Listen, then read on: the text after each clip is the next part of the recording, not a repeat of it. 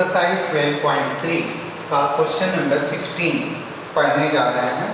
दिया है कि आकृति में छायांकित डिजाइन का क्षेत्रफल ज्ञात कीजिए जो 8 सेंटीमीटर त्रिज्या वाले दो वृत्तों के चतुर्थांशों के बीच उभयनिष्ठ है।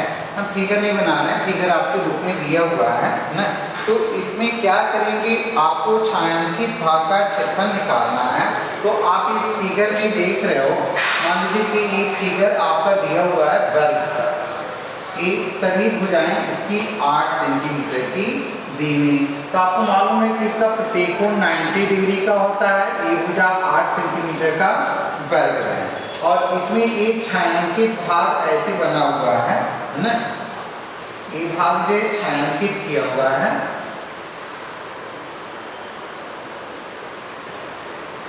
तो इस छायांकित भाग का पूछ रहा है कि क्षेत्रफल कितना होगा। तो आप इसमें देख रहे हो कि दो चतुर्थांश बन जा रहे हैं ना। एक आप मान लीजिए इसका नाम दे दे रहे हैं ए, बी, सी और डी। तो इसमें क्या बन गया, ए, बी और ए, डी, ये आपका चतुर्थांश बन गया और बी एन एम सी इधर से आपका एक चतुर्थांश बन रहा है। ये बन रहा है ना ऐसे। तो इस चतुर्थांशों के क्षेत्रफल जिसकी त्रिज्या भी दिया हुआ है इसका 8 सेंटीमीटर, इसकी त्रिज्या भी कितनी दी हुई है, 8 सेंटीमीटर। तो आपको इसको फाइंड करने के लिए क्या करेंगे, दोनों चतुर्थांशों का क्षेत्रफल निकाल देंगे। तो लिखेंगे यहाँ पर दोनों चतुर्थांशों का क्षेत्रफल।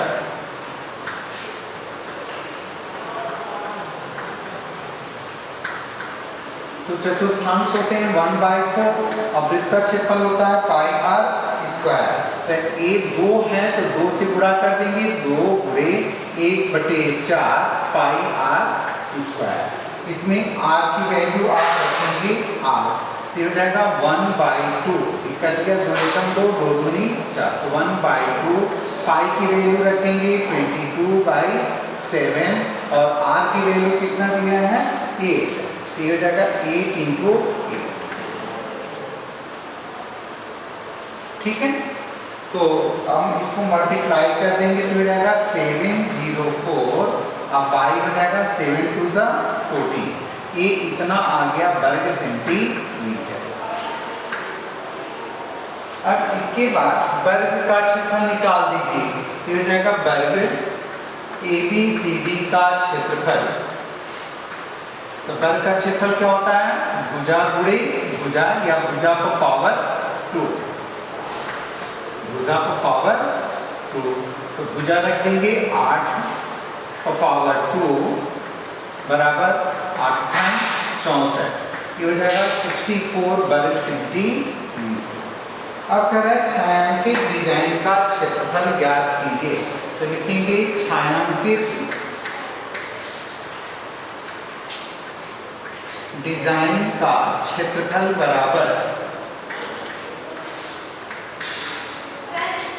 तो छायांकित डिजाइन का क्षेत्रफल निकालने के लिए दोनों चतुर्थांशों के क्षेत्रफल में से आप क्या करेंगे, वर्ग का क्षेत्रफल घटा देंगे। तो लिखेंगे दोनों चतुर्थांशों का क्षेत्रफल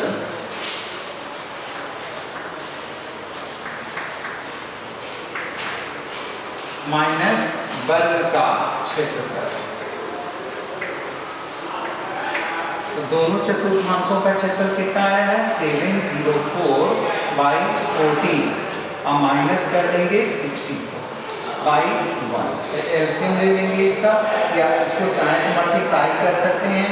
तो इसका एलसीएम कितना हो जाएगा 704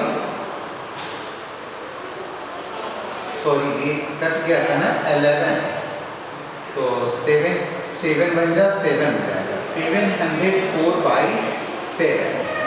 तो माइनस करेंगे तो हो जाएगा एलसीएम इसका 7, ये हो जाएगा 704 माइनस 1 से 64 को मल्टीप्लाई किए 48, ये इक्वल हो जाएगा 256/7 वर्ग सेंटीमीटर।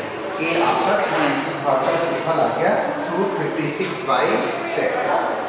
सबसे पहले आप क्या करेंगे, ये दोनों चतुर्थांशों का क्षेत्रफल वह निकाल देंगे ना। तो एक चतुर्थांश का क्षेत्रफल होता है 1/4 पाई आर स्क्वायर।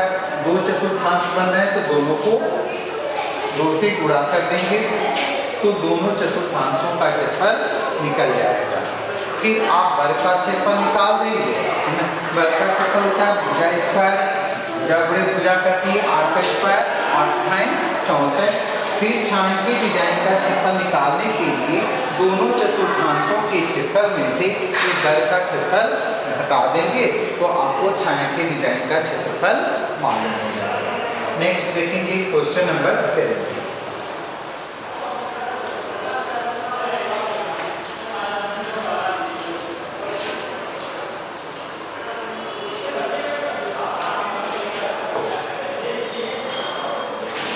क्वेश्चन नंबर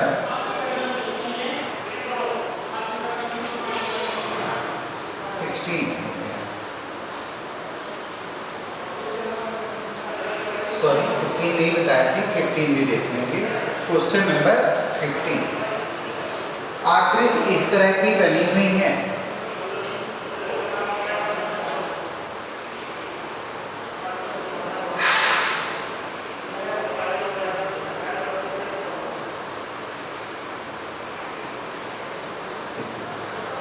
ये भाग जो है आपका अर्धवृत्त हो गया है।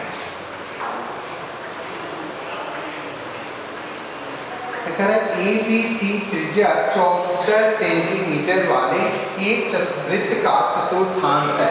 इसकी त्रिज्या कितनी दिया हुआ है, 14 सेंटीमीटर। तो कह रहा है कि BC को व्यास मानकर एक अर्धवृत्त खींचा गया है तो छायांकित भाग का क्षेत्रफल ज्ञात कीजिए। तो लिखेंगे यहाँ पर ना ABC। तो ABC की त्रिज्या हो जाएगी, त्रिभुज ABC की त्रिज्या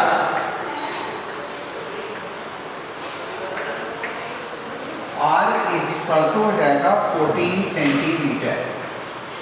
तो अब आपको चतुर्थांश एक बना, ये एक चतुर्थांश हो जाएगा। तो चतुर्थांश का क्षेत्रफल पहले आप यहाँ तक ज्ञात कर लेंगे, उसका इसका क्षेत्रफल ज्ञात करेंगे, इसके क्षेत्रफल में से इस जो है चतुर्थांश के क्षेत्रफल को माइनस करेंगे। तो लिखेंगे यहाँ पर चतुर्थांश ABC का क्षेत्रफल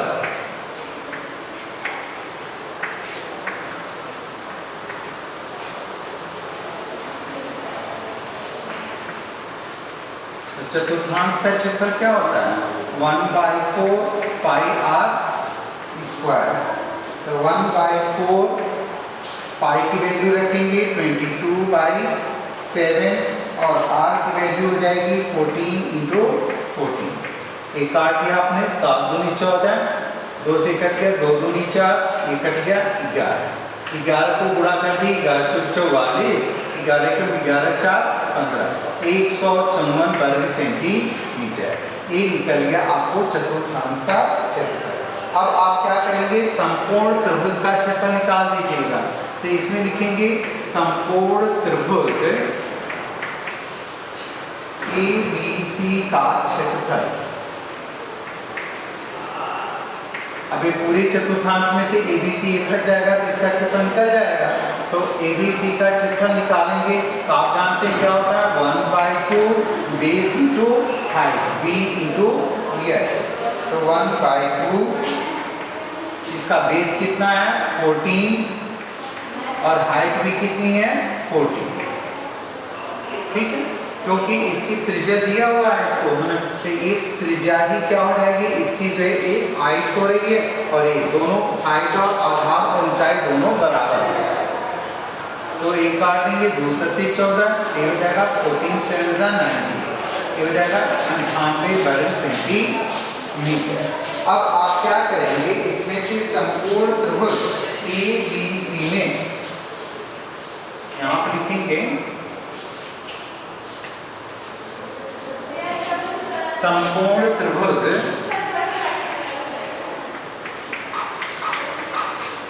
ABC में, ABC में आप देख रहे हैं कि AB बराबर है AC के बराबर 14 सेंटीमीटर, दोनों ही बराबर हैं। तो सबकोण त्रिभुज ABC में कोण B, एक कोण बना है BACA 90 डिग्री का एंगल बना रहा है। तो पाइथागोरस थ्योरम से हम BC का मान ज्ञात कर लें। तो BC का ज्ञात करेंगे तो इसका निकलेगा क्षेत्रफल ना, क्योंकि इसकी त्रिज्या नहीं मालूम है। तो सबसे पहले BC निकालेंगे। तो आप BC स्क्वायर बराबर क्या होगा बताइए, लंब का वर्ग प्लस आधार का वर्ग। तो AB square plus AC square, AB square plus AC square, तो ये हो जाएगा 14 का वर्ग करेंगे, 14 का वर्ग प्लस 14 का, ये हो जाएगा 196 प्लस 196। ऐड कर दिया आपने, 6 6 12 2 कैरी 1 9 9 18 and 1 19 1 1 2 and 1 3 392। तो BC की वैल्यू कितनी हो जाएगी, रूट 392। अब इसका वर्गमूल निकाल देंगे, ये हो जाएगा 14 करड़ी में 2 सेंटीमीटर। अब आपको BC मालूम हो गया, तो इसके आगे करेंगे।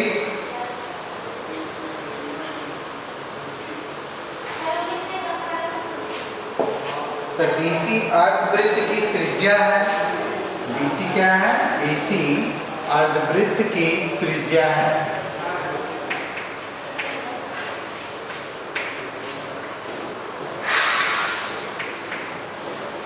तो जब BC अर्धवृत्त की त्रिज्या हो जाएगी तो इसको आधा कर देंगे ना, इसलिए R बराबर हो जाएगा ना, R बराबर 14 करनी में 2 और बटे हो जाएगा 2, 2 सत्ती 14 बराबर 7 करनी में 2 सेंटीमीटर।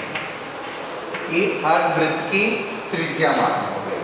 तो अर्धवृत्त का क्षेत्रफल हो जाएगा, अर्धवृत्त का क्षेत्रफल बराबर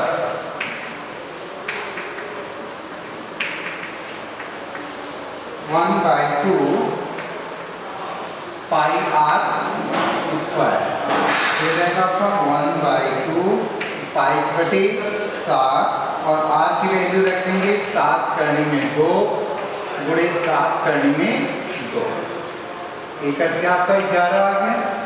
ये बराबर हो जाएगा, कितना हो जाएगा, तो ये गुणा कर देंगे, 2 दूनी 4 है, 4 दूनी 2, तो 2 सत्ती 14 14 98, इसका गुणा कर देंगे है ना, तो ये 7 से 7 कट गया, तो ये हो जाएगा 7 दूनी 14 का 11 में गुणा कर दिए 154 वर्ग सेंटीमीटर,